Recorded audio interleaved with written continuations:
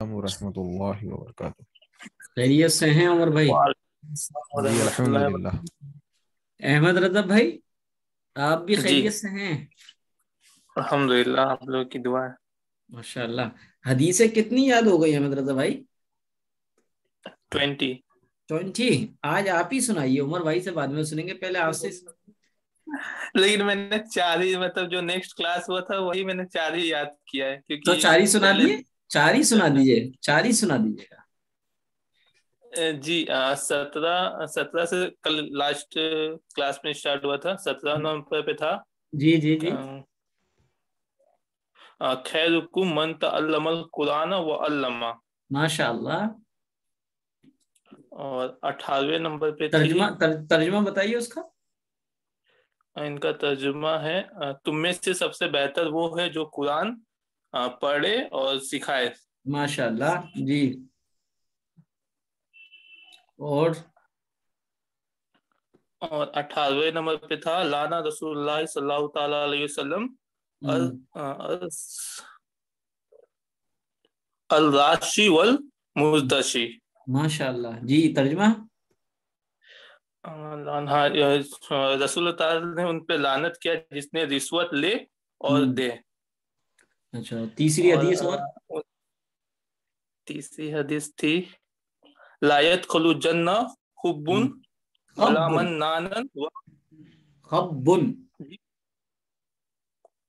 حب۔ نہیں، خب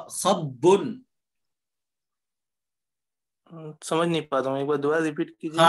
خا پہ جو او کی ماترا لگا رہا ہے وہ غلط ہے، خبن کوئی ماترا نہیں ہے، خبن۔ خبن خبن ولا منان۔ ولا منانا ولا بخیل۔ ترجمہ؟ اس کی ترجمہ یہ تھی جو دھوکہ دیتا ہے، یا خبن کا میں نے دھوکہ دینا، منانن کا میں نے منان کا میں نے احسان، جو دھوکہ دیتا ہے، جو احسان جتاتا ہے، جو کنجوس ہے وہ جنت میں نہیں جائے گا۔ ماشاء اللہ۔ عمر بھائی آپ سنائیے گا آخر کی جو آپ کو پڑھائی گئی تھی۔ خبن نہیں، خبن نہیں احمد بھائی، خبن خبن خبن خبن بن۔ بن۔ جی عمر بھائی آپ بتائیں، عمر جی فاروق بھائی۔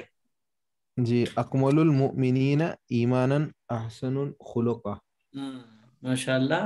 اور ترجمہ؟ بس ترجمہ ایمان والوں میں سب سے بہتر وہ ہے جو اس کے اخلاق اچھے ہوں۔ اچھا، بس یہی ہے، ایک ہی؟ ہاں اب یہ تو لاسٹ والی تھی۔ جی جی، 20 ہو گئی تھی نا اپنی، 20؟ جی 20، جی 20 ہو۔ جی جی۔ تو اچھا، والد کی فضیلت پہ کوئی حدیث ہو تو سنائیے۔ والد کی فضیلت پہ حدیث ہے نا، ہو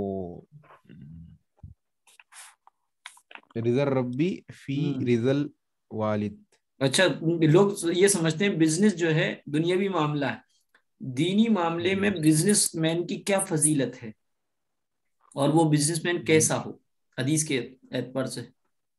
اگر بزنس مین اچھا نیک دیندار ہو تو پھر کل انبیاء کے ساتھ اس کا حشر ہوگا، ان کے ساتھ ہوگا وہ کل۔ جی حدیث پڑھیے گا۔ حدیث ہاں رائٹ التاجر صدوق مع صدوق نہیں ہے، النبیین۔ سواد پہ زبر ہے، التاجر صدوق، صدوق۔ التاجر صدوق مع النبیین صدیقین والشہداء۔ ماشاء اللہ۔ اچھا، نمام کے معنی کیا ہیں عمر بھائی؟ نمامن مطلب کیا بولتے ہیں اس کو، دھوکے باز نہیں، شغل خور۔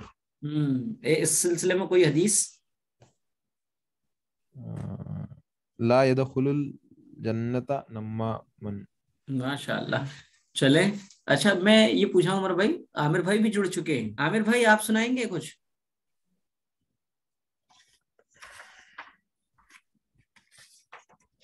عامر بھائی اچھا عمر بھائی، حدیثیں کچھ کم کر دیں اگر زیادہ ہو رہی ہوں، جیسے کہ 20 حدیثیں ہو گئی، لیکن اصل تو یاد کرنا ہے. سن تو ہم بہت کچھ لیتے ہیں، لیکن جی جی جی، یاد رکھنا یہ کمال ہے. صحیح صحیح صحیح. تو آج کل 4 پڑھا دیں یا 2 ہی پڑھا دیں؟ آپ جیسا بہتر سمجھے ویسی کوئی دقت نہیں. اچھا ابھی اچھا ہماری بھی ایگزام چل رہے تھے اچھا تو اچھا. میں زیادہ، جی میں زیادہ مطلب پڑھا نہیں، میں میں بس ہماری پڑھائی کر رہا تھا. نہیں نہیں، وہ بھی بہت ضروری ہے بھائی. اور ان نوجوانوں کو دنیاوی تعلیم میں آگے بڑھنا چاہیے، بہت ضرورت ہے قوم کو رہنمائی کرنے کے لیے. جی جی. تو احمد رضا بھائی بھی اسٹوڈنٹ ہے کیا؟ نہیں، میری کمپلیٹ ہو چکی ہے. اچھا، اور عامر بھائی؟ عامر بھائی بول نہیں رہے. چلے تو السلام علیکم. I'm so sorry. یہ جی جی سر عامر بھائی، طبیعت بہت زیادہ آ خراب گئی تھی آ اس گئی وجہ آپ کی سے. آواز. یہ کہہ رہا ہوں آپ بھی اسٹوڈنٹ ہے کیا؟ جی نہیں، میں کمپلیٹ ہو گیا پڑھائی، تو میں جاب کرتا ہوں اچھا اور ماشاء. میں آج ابھی کام کرتا ہوں، اس وجہ سے میں زیادہ آپ کا آنسر نہیں دے پاتا ہوں. اچھا اچھا میں اچھا. ورک فرام ہوم چل رہا ہے میرا، تو اس وجہ جی سے میں صرف سنتا ہوں. جی جی جی. اچھا اچھا. جی. چلیں کلاس شروع کرتے ہیں پھر. ہیں آج ہم تین ہی لوگ ہیں. 4. اچھا ہاں ہاں جی جی. اچھا 20 حدیث مکمل ہو گئی تھی. آج صرف جو ہے 5 حدیث بتاؤں گا، 25 ہو جائیں گی. تو ایمانیات سے متعلق حدیث. عام طور پہ نبی سے محبت کا دعویٰ سب کرتے ہیں، اور نبی سے محبت کے دعوے کے ساتھ ساتھ خود کو جنت کا ٹھیکیدار بھی بناتے ہیں، اور دوسروں کو جنت سے بے دخل کرنے کی ذمہ داری بھی کچھ لوگ لے لیتے. حالانکہ پیارے آقا حضرت محمد مصطفیٰ صلی اللہ علیہ وسلم نے جنت میں داخل ہونا اور جنت کو مانگنے کے لیے کہا ہے، جنت کی دعوے داری کرنے کے لیے آپ نے نہیں فرمایا. آپ نے فرمایا جب بھی تم اللہ سے مانگو تو جنت الفردوس مانگو. اب آتے ہیں کہ کون حقیقت میں نبی کو ماننے والا ہے. اس کی پیمانہ اور کسوٹی کے طور پہ بخاری کی حدیث ہے. حدیث نمبر ہے 7280. حضرت ابو ہریرہ رضی اللہ تعالیٰ عنہ صحابی رسول اس کو روایت کرتے ہیں. فرماتے من اطاعنی دخل الجنت، من اطاعنی دخل الجنت، جو شخص میری اطاعت کرے گا وہ جنت میں داخل ہوگا. اس حدیث کا شان ورود یہ ہے کہ ایک موقع پر پیارے آقا حضرت محمد مصطفیٰ صلی اللہ علیہ وسلم اپنے جانثار صحابہ کے جھرمٹ میں بیٹھے ہوئے تھے، تو آپ نے فرمایا کل امتی یدخلون الجنہ، میرا ایک ایک امتی جنت میں جائے گا. امت پیارے آقا کی امت، ہم سب امت میں ہی ہیں. اب سوال اٹھتا ہے کیا غیر ایمان والے بھی پیارے آقا کی امت میں؟ جواب یہ کہ ہاں امت میں، لیکن امت کی 2 قسمیں، ایک امت اجابہ کہتے ہیں، ایک امت دعوہ کہتے ہیں. جو ایمان والے ہیں ان کو امت اجابہ یعنی جواب دینے والے اور دعوت کو قبول کرنے والی امت کا ایک گروہ، ایک جتھا، ایک کراؤڈ اور ایک حصہ ایسا ہیں جو پیارے آقا کی ذات پر ایمان لایا، اسے امت اجابہ کہتے. اور ہمارے آس پاس ہمارے غیر ایمان والے جو بھائی ہیں یا کسی اور دھرم کو فالو کرتے ہیں، تو وہ لوگ جو ہے امت دعویٰ ہے. یعنی امت اجابہ کی ذمہ داری ہے کہ امت دعویٰ تک دین کو پہنچائے اپنے اخلاق کے ذریعے سے، معاملات کے ذریعے سے. تو آپ نے فرمایا کہ میری امت کا ایک ایک فرد جنت میں جائے گا. پھر آپ نے تھوڑی دیر بعد فرمایا الا من ابا، مگر جو جنت میں داخل ہونے سے انکار کر دے. صحابہ نے عرض کیا اللہ کے رسول، جنت میں داخل ہونے سے انکار کون کرے گا؟ یقیناً صحابہ کا یہ سوال بالکل بجا تھا، کیونکہ ہم اپنے موجودہ دور میں اپنے آس پاس لوگوں کو دیکھتے ہیں کہ لوگ باگ بدکاریوں میں، گناہوں میں، سود اور بیاج کے کاروبار میں، حرام کاموں میں لگے ہوئے، لیکن جمعے میں یا کبھی بھی ملاقات ہو تو کہتے ہیں بس جی دعا کرو اللہ ایمان پہ خاتمہ فرمائے، اللہ راضی ہو جائے، اللہ جنت دے دے. عجیب بات یہ ہے کہ بے گناہوں میں ڈوبا اور گناہوں کے دلدل میں دھسا ہوا شخص بھی جنت میں جانے کا تمنا رکھتا ہے، خواہش رکھتا ہے۔ تو صحابہ نے پوچھا میں یابا یا رسول اللہ، اللہ کے رسول کون انکار کرے گا؟ تو آپ نے پھر جواب دیا من اطاعنی دخل الجنہ، جو میری اطاعت کرے گا، جو میری اتباع اور اطاعت کرے گا وہ جنت میں جائے گا۔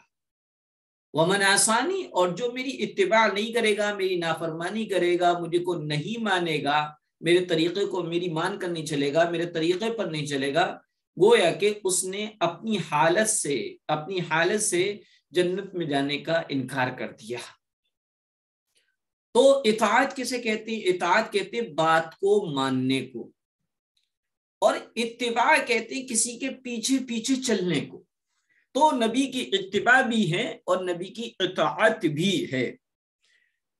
جو چیزیں ہماری سمجھ میں آ جاتی ہیں، کیونکہ شریعت کے احکام بہت سارے یہ ہیں، ان کے پیچھے کوئی نہ کوئی ریزن ہوتا ہے، کوئی نہ کوئی حکمت ہوتی ہے، لیکن ہم چونکہ بحیثیت اللہ کے بندے اور مخلوق اور مکلف بندے ہونے کی ہم حکم کے پابند ہیں، حکمت اور ریزن جاننا ہمارا کام۔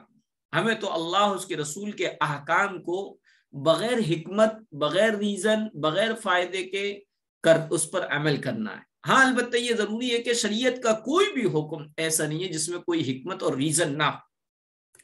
بہرحال اگر کوئی حکم ایسا ہے جس کی حکمت، جس کا فائدہ، جس کی لاجک ہمیں سمجھ میں نہیں آ رہی ہے، تب بھی ہمیں کیا کرنا ہے؟ اتباع کرنا ہے، اور جو سمجھ میں آ جائے اس میں اطاعت کرنا ہے۔ تو دونوں ہیں۔ تو آپ نے فرمایا من اطاعنی دخل الجنہ، جو شخص میری اطاعت کرے گا وہ جنت میں داخل ہوگا۔ آج ہم لڑ رہے ہیں، اور پیارے آقا نے کتنی اچھی حدیث کا بیان فرما کر پورے اختلافات کا، جھگڑوں کا خاتمہ کر دیا۔ حدیث نمبر 22 ہے اور بہت اچھی حدیث ہے۔ فرمایا الدال علی الخیر کفاعلہ، عبادات سے متعلق ہے۔ دال مانے رہنمائی کرنے والا، گائیڈنگ کرنے والا، کسی کی رہبری کرنے والا، راستہ دکھلانے والا۔ الدال علی الخیر، خیر کے معنی بھلائی کے آتے ہیں، نیکی کے آتے ہیں۔ الدال علی الخیر، نیکی اور بھلائی کی راستہ بتلانے والا، نیکی کرنے والے کی طرح ہے۔ کفاعلی ہی نیکی کرنے والے کی طرح ہے۔ عمر بھائی سے پوچھا بھائی میں کاروبار کیسے کروں؟ تو عمر بھائی نے بتا دیا کہ بھائی آپ اپنے کاروبار میں سچائی اختیار کیجیے گا، امانت داری کے ساتھ آپ اپنے کاروبار کو چلائیے، انشاءاللہ آپ حشر کے دن نبیوں اور صدیقین اور شہداء کے ساتھ ہوں گے۔ اور یہ میری بات نہیں ہے، پیارے آقا کی یہ حدیث جس بندے کو بتائی، اس بندے نے اس حدیث کو سن کر یہ ارادہ کر لیا کہ میں اپنے بزنس میں، اپنے کاروبار میں اب سچ بولوں گا، کبھی جھوٹ نہیں بولوں گا، اور امانت داری سے کام لوں گا۔ تو وہ بندہ جب تک بزنس کرتا رہے گا، اس کو اس کی سچائی اور امانت داری کا ثواب تو دنیا میں بھی ملے گا، آخرت میں بھی ملے گا، لیکن عمر بھائی کو بھی ملے گا، کیونکہ عمر بھائی نے اس کی رہنمائی کری، اس کو راستہ بتلایا۔ لہذا جب تک وہ عمل کرے گا اس کو ثواب ملے گا، اس کے ثواب میں ذرہ برابر کمی نہیں آئے گی، اور عمر بھائی کو بھی ثواب ملے گا۔ اس لیے لوگوں کو دین کی باتیں اور بھلی باتیں بتاتے رہنا چاہیے۔ حدیث نمبر ہے 23، معاملات سے متعلق ہے۔ العاریۃ مؤدۃ، استعمال کے لیے لی ہوئی چیز کو لوٹایا جائے گا۔ پین کسی سے لے لیا آپ نے، اس سے لکھ رہے ہیں، اور آپ نے بے دھیانی میں اپنی جیب میں رکھ لیا، جب یاد آئے تو اس بندے کا وہ پین پہنچائیے۔ اگر معلوم نہیں ہے تو اتنے پیسے صدقہ کیجیے گا، تاکہ اس حدیث کے مطابق فرمایا العاریۃ، عاریت مانے استعمال کے لیے کوئی چیز کسی سے مانگنا، اور مانگ کر اپنی ضرورت پوری کر لینے کے بعد مؤدات، اس چیز کو لوٹایا جائے گا۔ وہ مانگی ہوئی چیز اپنی نہیں ہو جاتی ہے۔ معاشرت سے متعلق من ستر مسلما سترہ اللہ یوم القیامہ، بخاری کی حدیث ہے، حدیث نمبر ہے 2442، اور اس کے راوی ہیں، اس کو روایت کرنے والے ہیں حضرت عبداللہ ابن عمر رضی اللہ تعالی عنہ۔ فرماتے ہیں من ستر مسلمن، جو شخص کسی مسلمان کے عیب کو چھپاتا ہے، سترہ اللہ یوم القیامہ، تو اللہ تعالیٰ قیامت کے دن اس کے عیب کو چھپائے گا۔ ہاں البتہ کوئی ظالم ہے، ظالم کے اندر کوئی عیب ہے، یا کسی ایسے شخص کے اندر کوئی ایسا عیب ہے جس کی وجہ سے وہ دوسروں کو دھوکہ دے سکتا ہے، تو ایسی صورت میں اس کا عیب بتایا جائے۔ یہ کیا ہے؟ عیب کچھ اس حدیث کی وعید میں اور اس حدیث کے پنشمنٹ میں شامل نہیں ہوگا۔ تو ستر کہتے ہیں بدن کا وہ حصہ جس کو ہر حال میں چھپایا جائے، جیسے کہ مرد کا ناف سے لے کر گھٹنوں کے نیچے تک کا یہ حصہ ستر ہے، تو ستر جو ہے جو جس کا چھپانا ضروری ہے، ستر کے معنی پردہ پوشی بھی کرنے کے۔ تو فرمایا من ستر مسلمن، جو شخص کسی مسلمان کے عیب کو چھپاتا ہے، سترہ اللہ یوم القیامہ، تو اللہ تعالیٰ قیامت کے دن اس کے عیب کو چھپائے گا۔ اور حدیث 25 نمبر کی حدیث ہے، اخلاقیات سے متعلق بہت شاندار حدیث ہے، لا یرحم اللہ من لا یرحم الناس، لا یرحم اللہ، اللہ تعالیٰ ایسے شخص پر رحم نہیں کرتے، من لا یرحم الناس، جو لوگوں پر رحم نہیں کرتا۔ اگر ہم یہ چاہتے ہیں کہ اللہ دنیا میں بھی اور قیامت کے دن حشر کے میدان میں بھی ہمارے ساتھ رحم کا معاملہ کرے، تو ہمیں چاہیے کہ ہم لوگوں کے ساتھ رحم کا معاملہ فرمائیں۔ یہ تو حدیثیں تھی، آپ کی کل ملا کے 25 حدیثیں ہو گئی۔ آج آپ کے سامنے نماز کے واجبات ہو گئے نا؟ جی نماز کے نہیں ہوئے، نماز کے واجبات کتنے تھے؟ 14 تھے۔ آج ہم آپ کو رول کے اعتبار سے بتائیں گے اور بہت سارے مسئلے حل ہو جائیں گے آپ کو قاعدے کے اعتبار سے کہ سجدہ سہو کیا ہے۔ تو آپ سمجھیے گا سہو کے معنی ہیں بھول جانے کے۔ کبھی نماز میں شیطان طرح طرح کے وسوسے اور خیالات ڈال کر نماز خراب کرنے کی کوشش کرتا ہے۔ اس غلطی کو درست کرنے کے لیے، اس غلطی کی تلافی کرنے کے لیے شریعت میں سجدہ سہو کا حکم دیا گیا ہے۔ حدیث شریف میں ہے، جب تم میں سے کوئی شخص نماز پڑھنے کھڑا ہوتا ہے تو شیطان اس کے پاس آ کر اس کو شبہ میں ڈالتا رہتا ہے، یہاں تک کہ اسے پتہ ہی نہیں رہتا کہ اس نے کتنی رکعت نماز پڑھی ہے۔ لہذا پیارے آقا نے فرمایا، جب تم میں سے کوئی اس طرح کی بات محسوس کرے تو آخر قاعدے میں تشہد پڑھ کر دائیں طرف سلام پھیر کر بیٹھے بیٹھے 2 سجدے کر لیں اور پھر اتحیات اور درود شریف اور دعا پڑھ کے سلام پھیر دیں، نماز مکمل ہو گئی۔ اب سمجھنا ہے کہ سجدہ سہو کب واجب ہوتا ہے۔ نمبر 1، نماز کے واجبات میں سے کوئی واجب بھول سے چھوٹ جائے، جیسے قاعدہ اولا چھوٹ جائے، الحمد شریف کا پڑھنا چھوٹ جائے، قومہ چھوٹ گیا، جلسہ چھوٹ گیا، یہ سب جو ہے واجبات ہے۔ تو کوئی بھی واجب، نماز کے واجبات میں سے کوئی بھی واجب بھول سے اگر چھوٹ جائے تو سجدہ سہو واجب ہوگا۔ نمبر 2، کسی واجب میں بھول سے تاخیر ہو جائے، تاخیر کا مطلب لیٹ ہو جائے، کسی واجب کی ادا کرنے میں ہم لیٹ ہو جائے، جیسے سورہ فاتحہ کو سورت کے بعد پڑھ لیں، یعنی سورہ فاتحہ کا سورت سے پہلے پڑھنا واجب تھا، لیکن سورہ فاتحہ ہم نے پڑھی تو صحیح، لیکن سورت کے بعد پڑھی تو گویا کہ ہم نے اس کو اپنی جگہ سے ہٹا دیا، لیٹ کر دیا۔ تیسرا، کسی فرض میں بھول سے تاخیر ہو جائے، فرض میں بھول سے تاخیر ہو جائے، مثلا قاعدہ اولا میں 2 رکعت میں ہم تشہد کے بعد ہمیں تیسری رکعت کے لیے اٹھنا تھا، لیکن ہم نے درود شریف شروع کر دیا یا پورا پڑھ گئے یا اللہم صلی علی محمد یہاں تک پڑھا، پھر ہمیں دھیان آیا ارے ہمیں تو اٹھنا تھا، تو تیسری رکعت کا جو قیام تھا وہ فرض تھا، اس قیام کے فرض میں 1 رکن کے برابر تاخیر ہو گئی، جو کہ کیا ہے، سجدہ سہو کے واجب ہونے کا سبب اور ریزن ہے۔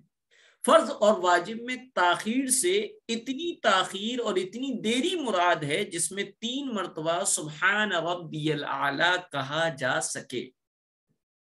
نمبر 4، کسی فرض کو بھول سے دوبارہ ادا کر لیں، فرض کو دوبارہ کر لیں، 2 رکوع کر لیں مثلا، یا 3 سجدے کر لیں، یا کوئی واجب کو ڈبل کر لیں، تو بھی کیا ہے، سجدہ سہو واجب ہوگا۔ یہ 4 وجہ ہیں مین۔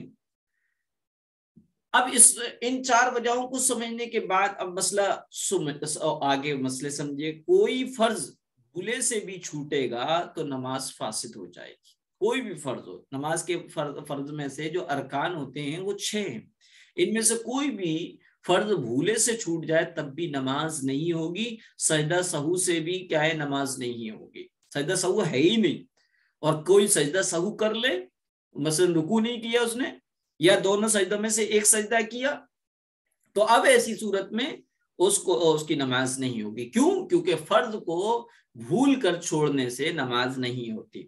کوئی واجب جان بوجھ کر چھوڑ دے تو نماز لوٹانا ضروری ہے، سجدہ سہو کافی نہیں ہوگا، کیونکہ سجدہ سہو کی کنڈیشن تو جب ہے جبکہ کوئی واجب بھول کر چھوڑے، اور یہاں پر جان بوجھ کر کوئی واجب چھوڑ دے تو نماز لوٹانا ضروری ہے، سجدہ سہو کافی نہیں ہوگا۔ کوئی سنت یا مستحب چھوٹ جائے تو نماز کے ثواب میں کمی آتی ہے، سجدہ سہو واجب نہیں ہوتا۔ مثلا آپ سجدے میں 3 مرتبہ سبحان ربی الاعلی نہیں پڑھ پائے، رکوع سے اٹھتے ہوئے سمیع اللہ لمن حمیدہ ربنا لک الحمد نہیں کہا بلکہ اللہ اکبر کہہ دیا، یا آپ درود نہیں پڑھ پائے، تحیات پڑھ کے ڈائریکٹ سلام پھیر دیا۔ یہ سب چیزیں سنتوں کی بتا رہا ہوں، لہذا ان کو چھوڑ دینے سے نماز کے ثواب میں کمی آتی، لیکن سجدہ سہو واجب نہیں ہوتا۔ فرض، واجب، سنت اور نفل نماز، فرض، واجب، سنت، نفل نماز میں سے کسی بھی نماز میں سجدہ سہو واجب کرنے کے لیے والی کوئی بھی چیز پائی جائے گی تو سجدہ سہو کرنا واجب ہوگا۔ یعنی مطلب یہ کہ سجدہ سہو صرف فرض نماز کے ساتھ خاص نہیں، بلکہ سجدہ سہو کا ریزن اگر فرض نماز میں ہوگا تو سجدہ سہو واجب ہوگا، نفل میں ہوگا تو سجدہ سہو واجب ہوگا، سنت میں ہوگا تو نفل سجدہ سہو واجب ہوگا، وتر اور واجب میں ہوگا تو بھی سجدہ سہو واجب ہوگا۔ اب کنڈیشن ایسی ہوتی ہے کہ کچھ مرد ایسے ہوتے ہیں جن کو شک ہوتا ہے، ان کو رکعتوں کی تعداد میں شک ہو جاتا ہے اور پتہ ہی نہیں چلتا کہ انہوں نے کتنی رکعتیں پڑھی۔ تو شک کے اعتبار سے لوگوں کی 3 قسمیں ہیں۔ پہلی یہ کہ پہلا وہ شخص جس کو شک کبھی کبھار پیش آتا ہے، اس کی شک کی عادت نہیں، اور اس کو شک ہوا میں نے 3 پڑھی یا 4 پڑھی، 2 پڑھی یا 3 پڑھی، تو وہ شخص جو ہے نماز توڑ دے۔ اور توڑنے کا طریقہ یہ، جس رکن میں ہے اس رکن میں، اگر قیام میں تو دونوں طرف سلام پھیر دے، اور بیٹھ کر دونوں طرف سلام پھیر دے، اور دوبارہ سے نماز پڑھے۔ یہ اس شخص کے لیے جس کو کبھی کبھار شک پیدا ہوا ہے اور اس کی عادت شک کی نہیں تھی۔ دوسرا وہ شخص جس کو شک کی بہت عادت، بار بار اس کو شک کی بیماری ہے، شک کی نوبت آتی ہے، تو ایسا بندہ سوچے اور جدھر اس کا ذہن زیادہ جا رہا ہو اسے کہتے ہیں غالب گمان، غالب گمان پر عمل کرے، یعنی جتنی رکعت پڑھنے کا زیادہ خیال اور گمان ہو اتنی رکعت شمار کر کے نماز پوری کر لے۔ مثلا 3 اور 4 میں کیا کنفیوز ہے، لیکن زیادہ ذہن جو جا رہا ہے وہ 3 کی طرف جا رہا ہے یا 4 کی طرف جا رہا ہے، تو اس کے 4 کو مان لے اور آخر میں سجدہ سہو کر لے، تو شمار کر کے نماز پڑھ لے، سجدہ سہو نہیں ہے، نماز ہو گئی۔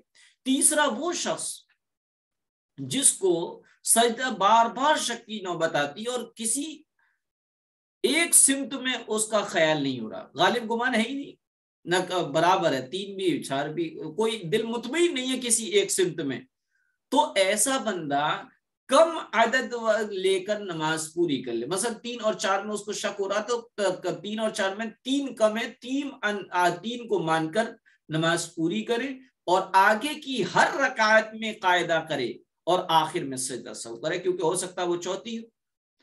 تو اس طریقے سے بہرحال اب ایک مسئلہ اور سمجھے، نماز کے بعد رکعتوں کی تعداد میں شک ہو گیا، آپ نے نماز پڑھ لی، پھر خیال ہو رہا میں نے 3 پڑھی 2 پڑھی، تو نماز کے بعد پیدا ہونے والے شک کا کچھ اعتبار نہیں، آپ کی نماز ہو گئی۔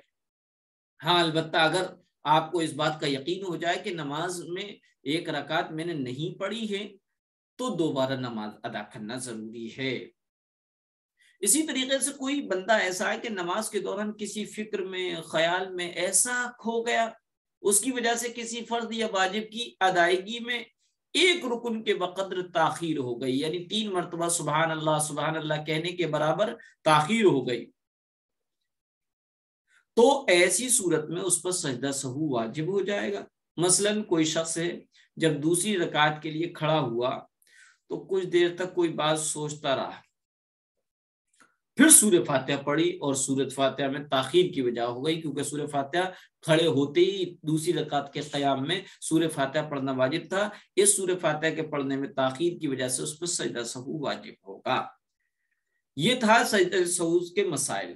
اب سیرت میں ہم جو ہے ہجرت تک آ کے رک گئے ہیں، اور معاملات کے سلسلے میں سب سے پہلی بات یہ کہ انصاف اور رواداری کہتے ہیں اچھا سلوک کرنا، انصاف اور رواداری بھی معاملات میں سے ہیں، اور قرآن کریم میں اس کا حکم دیا گیا۔ سورہ نحل میں ہے اللہ تعالیٰ عدل و انصاف کرنے اور احسان کرنے کا حکم دیتا ہے، لہذا اپنے معاملات میں ہمیں عدل و انصاف کرنا چاہیے۔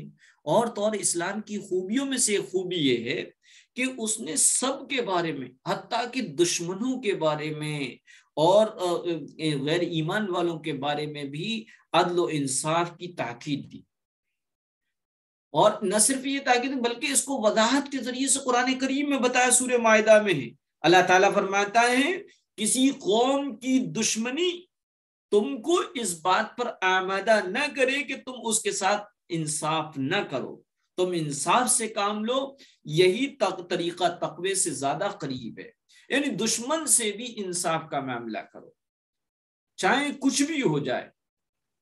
پیارے آقا نے فرمایا، حدیث ہے، عدل و انصاف کے ساتھ حکومت کرنے والا بادشاہ قیامت کے دن اللہ کے نزدیک دوسرے سب لوگوں سے زیادہ پیارا اور محبوب ہوگا، اور ان کو اللہ تعالیٰ سب سے زیادہ قرب عطا فرمائے گا۔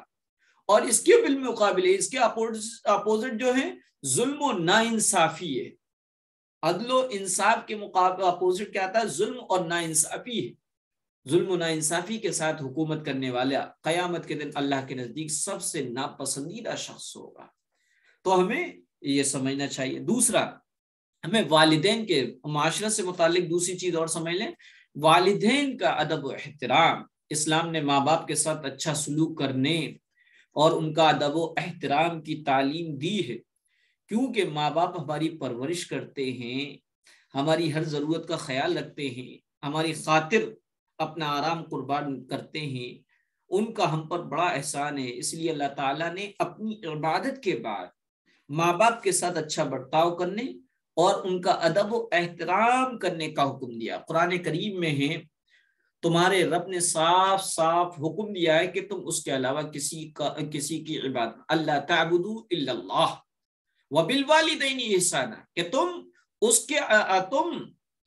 کے علاوہ یعنی اللہ کے علاوہ کسی کی عبادت نہ کرو، اور اپنے ماں باپ کے ساتھ اچھا سلوک کرو۔ وبالوالدین احسانا، اگر وہ تمہارے پاس ہوں اور ان میں سے ایک یا دونوں بڑھاپے کو پہنچ جائے تو انہیں اف تک نہ کہو، نہ ان کو جھڑکو، نہ ان پہ زور سے آواز نکال کر چلاؤ، ان سے خوب ادب سے بات کرو۔ ماں باپ کی خدمت کرنا، ان کو راضی رکھنے میں ہمارے لیے بہت فائدے، دنیا میں بھی اور آخرت میں بھی۔ ایک مرتبہ ایک صحابی نے حضور صلی اللہ علیہ وسلم سے پوچھا، یا رسول اللہ، اولاد پر ماں باپ کا کتنا حق ہے؟ آپ نے فرمایا وہ دونوں تمہاری جنت اور دوزخ ہے، تم ان کی خدمت کر کے ان کا دل جیت لو تو وہ دونوں تمہارے لیے جنت میں جانے کا ذریعہ بنیں گے، اور تم نے ان کی ادب و احترام میں ان کے ساتھ نعوذ باللہ برا سلوک کیا تو وہ تمہارے لیے دوزخ میں لے جانے کا سبب بنے گے۔ نعوذ باللہ یا الیاذ باللہ اس وقت کہتے ہیں جس کو ہم کہنا نہیں چاہتے. ایسے کلمے کو ہم زبان سے کہنا چاہ رہے ہیں سمجھانے کے لیے جس کا کہنا ضروری ہے لیکن ہم نہیں کہنا چاہتے اور نہ لائف میں کبھی کہنا چاہتے, تو اس سینٹینس کو بولتے ہوئے العیاذ باللہ یعنی اللہ کی پناہ, نعوذ باللہ یعنی ہم اللہ کی پناہ مانگتے اس طرح کی بات کہنے سے. یعنی جو شخص ماں باپ کی خدمت کرے گا, ان کا کہنا مانے گا, ان کو راضی رکھے گا اور ان کی عزت کرے گا تو اسے جنت ملے گی, اور جو شخص ان کو تکلیف پہنچائے گا, ان کو ناراض کرے گا, ان کا دل دکھائے گا, ان کا کہنا نہیں مانے گا, تو اللہ تعالیٰ اسے دوزخ میں ڈال دے گا. ایک حدیث میں رسول اللہ صلی اللہ علیہ وسلم نے فرمایا, جو فرما بردار اولاد اپنے ماں باپ کو محبت کی نظر سے دیکھے تو اسے ہر نگاہ پر ایک مقبول حج کا ثواب ملے گا. آپ نے مقبول کا لفظ استعمال کیا ہے. آج ہم 3, 4, 5 لاکھ روپے میں حج کرتے ہیں, اس کے بارے میں ہمیں یقین نہیں ہے کہ ہمارا یہ حج اللہ کی بارگاہ میں قبول ہوا یا نہیں ہوا, لیکن اس کے برخلاف ماں باپ کو, پیرنٹس کو محبت کی نگاہ سے دیکھ لیا جائے تو اللہ کے حبیب صلی اللہ علیہ وسلم نے فرمایا ایسے شخص کو جو اپنے ماں باپ کو محبت بھری نگاہوں سے دیکھتا ہے تو اس کو ہر نگاہ پر ایک مقبول حج کا ثواب ملے گا. لوگوں کو بڑا تعجب ہوا, صحابہ کو تعجب ہوا, انہوں نے پوچھا اگر وہ دن میں 100 مرتبہ دیکھے تو کیا ہر مرتبہ مقبول حج کا ثواب ملے گا؟ آپ صلی اللہ علیہ وسلم نے فرمایا ہاں, ہر مرتبہ اس کو مقبول حج کا ثواب ملے گا. اس لیے ہم کو چاہیے کہ ہم اپنے ماں باپ سے محبت کریں, ان کی عزت کریں, ہمیشہ ان کو آرام پہنچائیں, کبھی بھی ان کو ذرہ برابر بھی تکلیف نہ پہنچنے دیں, ہر حال میں ان سے نرمی اور ادب سے بات کریں اور ہمیشہ ان کے لیے دعائیں کرتے رہیں. دعائیں کیا ہیں؟ رب ارحمہما کما ربیانی صغیرا, یہ اللہ تعالیٰ کی سکھائی ہوئی دعا ہے. اے اللہ تو ان دونوں پر رحم فرما جیسا کہ انہوں نے شفقت کے ساتھ مجھے بچپن میں پالا تھا.